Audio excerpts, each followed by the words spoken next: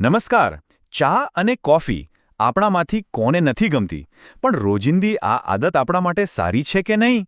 ચાલો આજે આ સવાલનો જવાબ શોધીએ, પણ એકદમ અલગ રીતે, આયુર્વેદના દૃષ્ટિકોણથી.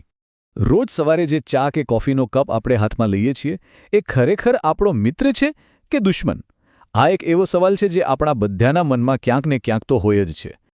પણ જો આયુર્વેદ આ સવાલને જ ફેરવી નાખે છે. એ આપણને એક વધુ સારો સવાલ પૂછે છે. એ એમ નથી કહેતું કે ચા સારી છે કે કોફી ખરાબ. એ પૂછે છે, શું એ તમારા માટે, તમારી પ્રકૃતિ માટે યોગ્ય છે? આખી વાત જ બદલાઈ ગઈ નહીં?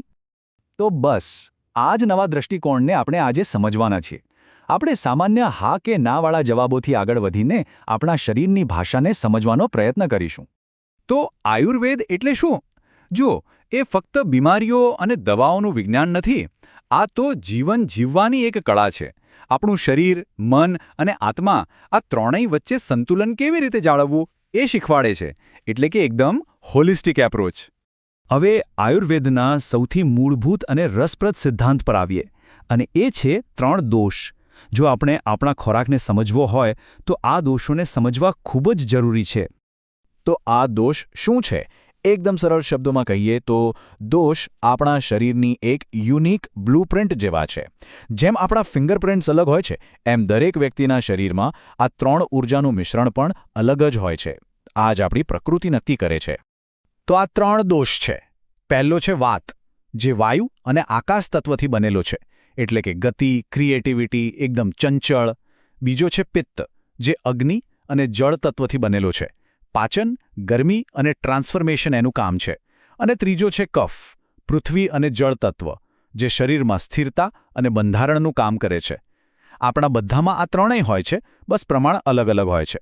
તો હવે સવાલ એ છે કે આ 3 દોષોના ચશ્માથી જોઈએ તો ચા અને કોફી કેવા દેખાય છે? એ કયા દોષને વધારે છે અને કયા દોષને શાંત કરે છે? ચાલો જાણીએ. અહીંયા જુઓ, આ એક પ્રાચીન આયુર્વેદિક ગ્રંથ છે, આયુર્વેદ સાર સંગ્રહ. અને એમાં સ્પષ્ટ લખ્યું છે કે ચાય એટલે કે ચા એ શરીરમાં પિત્ત એટલે કે અગ્નિ તત્વને વધારે છે. આનો સીધો મતલબ એ થયો કે જે લોકોની પ્રકૃતિ પિત્ત પ્રધાન છે, એટલે કે જેમના શરીરમાં ગરમી વધુ રહેતી હોય, તેમને ચા પીવામાં થોડી સાવધાની રાખવી જોઈએ. ચાના ગુણધર્મો પણ કેવા છે? જાણે 2 ધારી તલવાર. એક તરફ એ તાજગી આપે છે, ઉત્તેજના વધારે છે, પણ જો વધુ પડતી પીવાઈ જાય તો ગેસ, કબજિયાત અને હૃદય પર પણ અસર કરી શકે છે. અને હા, એમાં જે ટેનિક એસિડ હોય છે ને, એના લીધે જ જમ્યા પછી તરત ચા પીવાની ના પાડવામાં આવે છે, કારણ કે એ પાચન ક્રિયામાં ગડબડ કરી શકે છે. અને એક મજાની વાત જુઓ, ચા વિશેની આપણી સમજ સમય સાથે કેવી બદલાઈ છે.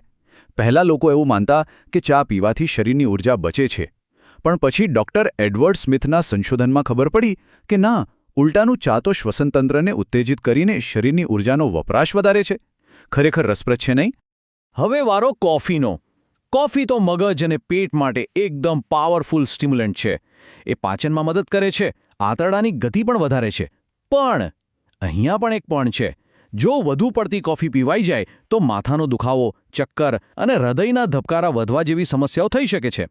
એટલે અહીં પણ સંતુલન જરૂરી છે. કોફીનો ઇતિહાસ તો ભાઈ બહુ જ મજેદાર રહ્યો છે.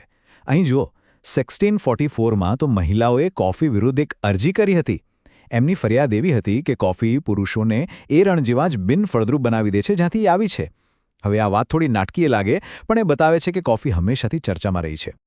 તો ઠીક છે, આ બધી થિયરી તો સમજાઈ ગઈ, પણ હવે આ બધી માહિતીનો આપણે રોજિંદા જીવનમાં ઉપયોગ કેવી રીતે કરી શકીએ? ચિંતા ના કરો, આયુર્વેદે એના માટે પણ કેટલાક સરળ નિયમો આપ્યા છે. જુઓ, આયુર્વેદના નિયમો કેટલા વ્યવહારુ છે. પહેલો, વહેલી સવારે ખાલી પેટે પીવી સારી ગણાય છે. બીજું, જો ભરપેટ જમ્યા હો તો ઓછામાં ઓછું 2-3 કલાકનું અંતર રાખો. ત્રીજું, જે લોકોની પ્રકૃતિ થોડી નબળી હોય એમણે દૂધ સાથે પીવી જોઈએ, જેથી એની ગરમ તાસીર ઓછી થાય.